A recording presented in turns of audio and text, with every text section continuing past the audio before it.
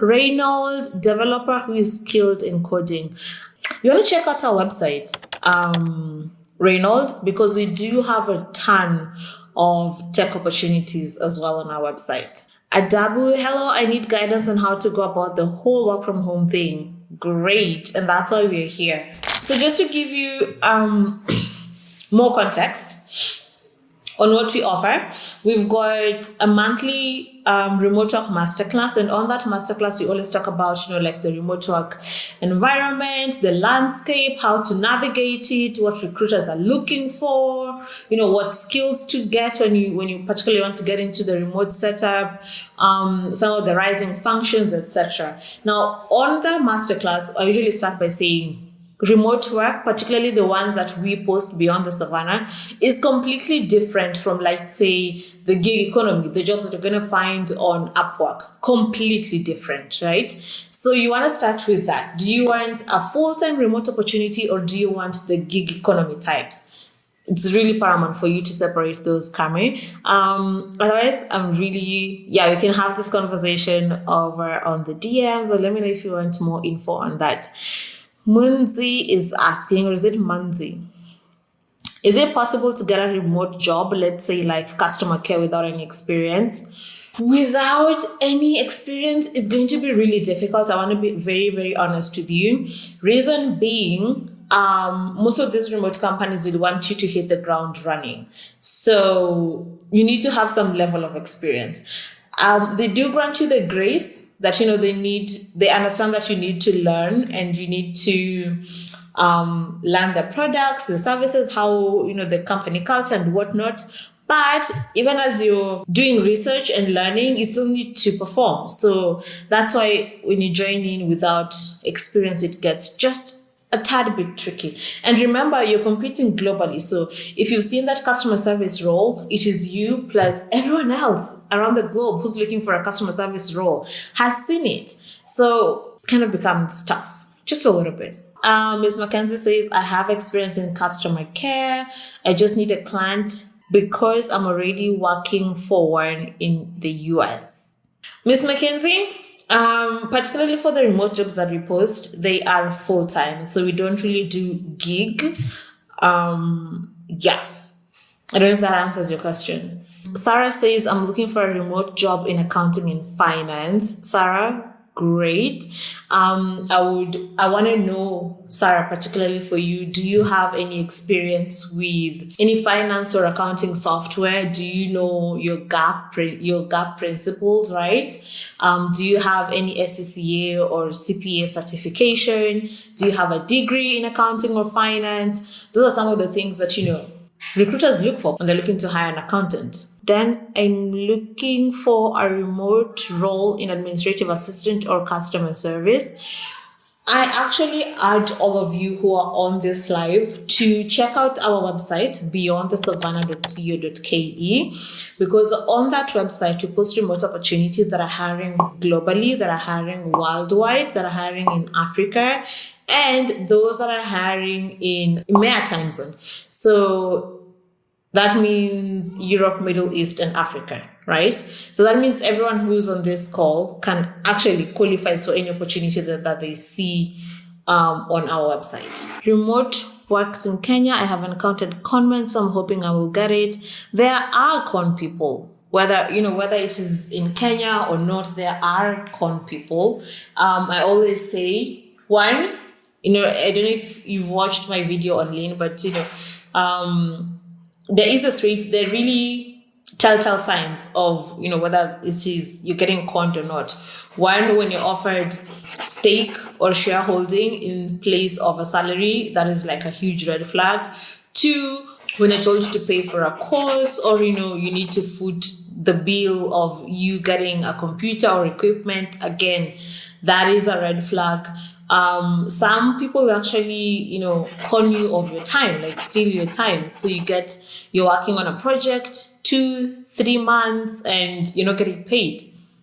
Yeah. And then when you also get hired on the spot, it is very difficult. Like, it's unheard of for you to get hired on the spot when there is global competition, right? There is no way that's going to happen. And the hiring process is really rigorous. You go through 3 to 5 stages of interviews. So how are you going to get hired on the spot? Yeah. So those are some of the telltale signs that, you need to look out for. And when there is spelling mistakes on the job advert, again, another telltale sign. When there is no face-to-face conversation between you and the recruiter, another telltale sign. Yeah. So you just need to be aware and be vigilant of some of the red flags. Gio Kimani is asking, what would you recommend for an accountant who desires to go remote? Now, for an accountant, I would say, if you haven't done your CPAs or SCCAs, please work on that.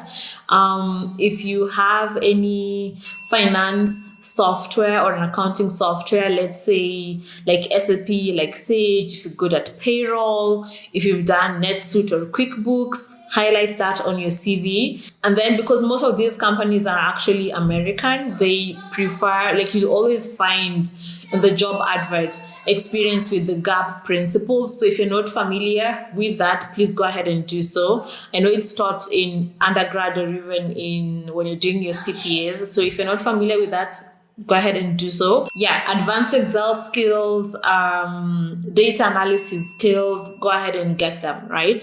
So those are some of the things that I would be looking for, Kimani, particularly in an accounting CV.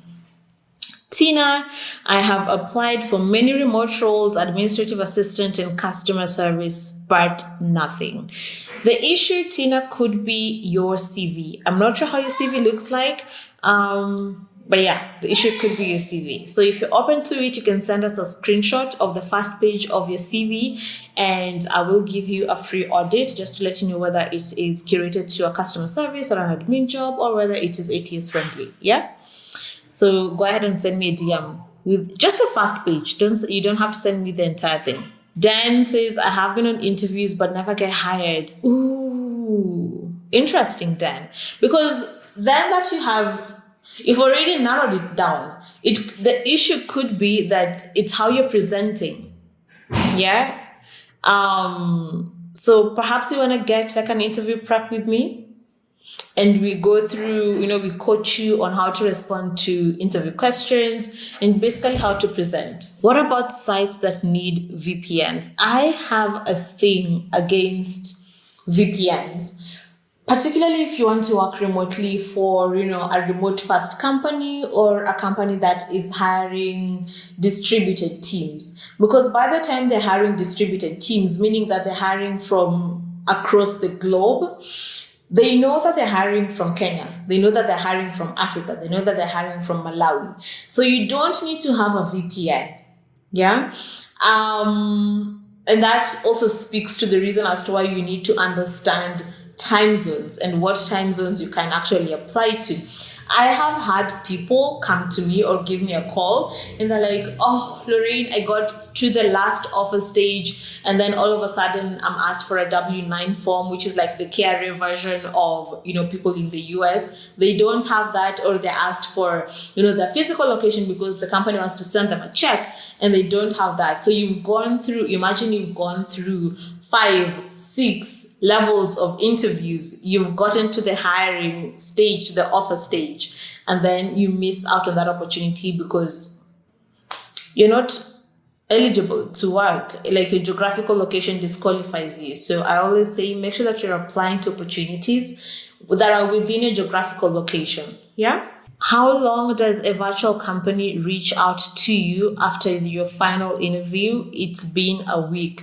I would say, Nemo, give it, first of all, congratulations on your interview. But I would say give it 3 weeks, tops 1 month, before you can, say, okay, that wasn't for me. Give it tops 1 month. D is asking, hi Lorraine, how legit is that company that you posted? No giggity.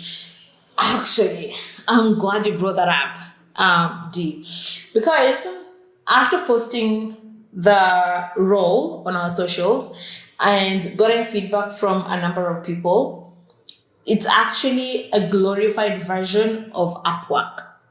So that means that they also have roles that they're hiring for on their website. But the customer, I think it was a customer support agent, that particular role that we posted is them that they're hiring directly. So to support their own clients. Now, I know some people have come back to me and told me that, they're experiencing spamming from No Giggity. I would advise that if you're experiencing any spamming, to one, unsubscribe to their email alerts, right? And then two, the other thing that I think I've gotten feedback on is there is an option of you getting a grant, but it's only eligible for US citizens. So I don't think it affects any of my followers in any way, because you're not a US citizen, so you wouldn't even be eligible in the first place. But yeah, just be cautious. Jane is asking, can work remotely with smartphone for a start? No, you can't. No, you can't. It's a full-time role. You need three things. You need a computer, you need a working Wi-Fi and a stable one, as well as a quiet space. So you cannot talk with your phone. I'm sorry. That's not going to work. Anthony, about LinkedIn, do you assist in making it more appealing, job-worthy, and available to recruiters? We call that optimizing your LinkedIn profile. And yes, Anthony, we do that. Which other remote sites can you use? The ones that I always advise my clients to check is one, remote.co, and then the other one is weworkremotely.com, and then very last one is workingnomads.com. So those are reliable sites that you can use to scout remote opportunities. Do you have all the categories of jobs in your website? I'm in finance. Yes, we do have finance roles. And actually have all. We have tech and non-tech as well. So check out the website. It's beyondthesavannah.co.ke. Kenji says, I'm starting as a VA with ALX. Do I need US or UK address and all that to succeed? Absolutely not. Bubbly, as a teacher, which remote job can I get? I tend to find that teachers make really lovely customer service or customer success professionals, because one, you're already used to managing difficult clients in terms of your students and as well as the parents. So yeah, I find, and you're comfortable with teaching and guiding people, which is essentially what a customer service person does, right? So you identify problems, you identify needs, and then you try and fix them. So that's why I always say, as a teacher, you want to pivot into something new, try customer service. This is just the first of the lives that you're starting. Yeah, we want to make this a routine. So we'll be doing this once a week. If you're here and haven't given us a follow yet, kindly go ahead and do so. Give us a follow here. Give us a follow on YouTube. Give us a follow on Instagram. We are on all social media platforms, and we post different content on all our platforms. So check us out. And I guess I will see you next week. I wish you nothing but all the very best. Thank you. Bye.